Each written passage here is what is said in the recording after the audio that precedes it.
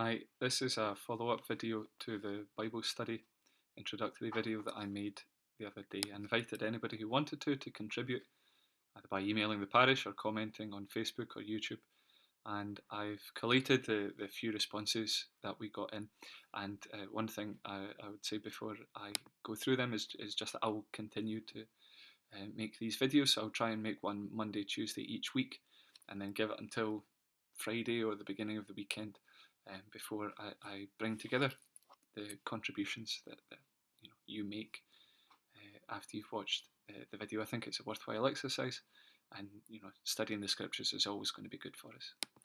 So one contributor, in fact several contributors, focused on the lack of recognition on the part of the two disciples who are on the way to Emmaus, and how we can be a bit like that. We are going about our day-to-day lives and we don't necessarily recognise the presence of Jesus in our midst, and that's so important. It's one passage I love to quote from the Imitation of Christ: wherever you seek Jesus, doubtless you shall find him. And that's something that we can work on throughout our lives. It's not that all of a sudden we're going to get good at seeing God everywhere. It's something we really need to try to get better at every day.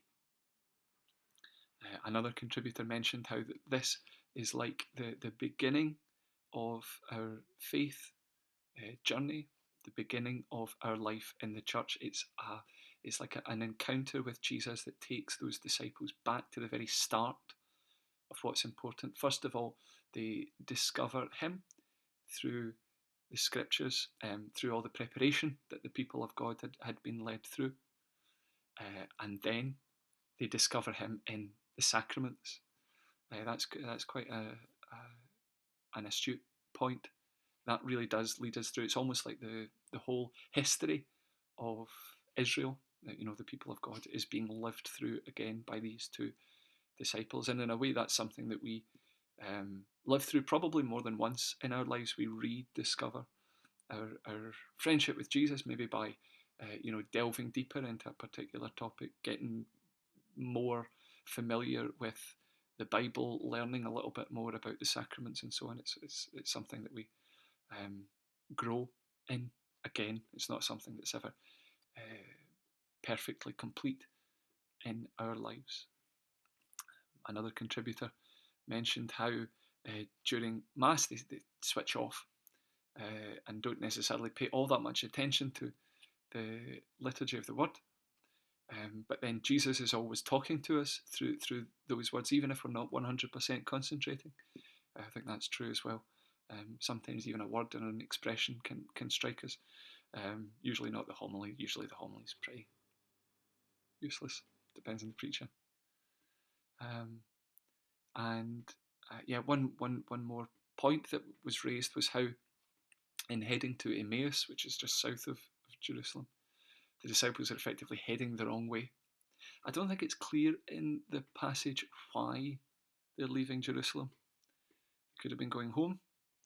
They could have been escaping, but they're not escaping very effectively. They're going quite slowly. They're talking about what has happened, and they're only heading to Emmaus, which is pretty close by. So, Emmaus doesn't exactly put them out of danger, but I don't know why they were heading to Emmaus, or if that's clear in the passage. In any case, they're heading the wrong direction. And then when they realise the great thing that's happened, when they have this sudden realisation that it's Jesus who walks with them, they turn back and they go in the right way. And that is the most important thing, that by their encounter with Jesus, they are set back on the right path. And how good a metaphor is that for our Christian life. We often find ourselves wandering along, and then it's only when we take stock, when we suddenly realise that God is always with us, we realise how far we've strayed from him, and his mercy, his kindness is what draws us back. We believe that all our good actions are prompted and then brought to completion by the grace of God, as well as by our own cooperation with that grace. That's a really important point there too. So thank you everybody for your contributions, and I look forward to hearing from you all next week. God bless you.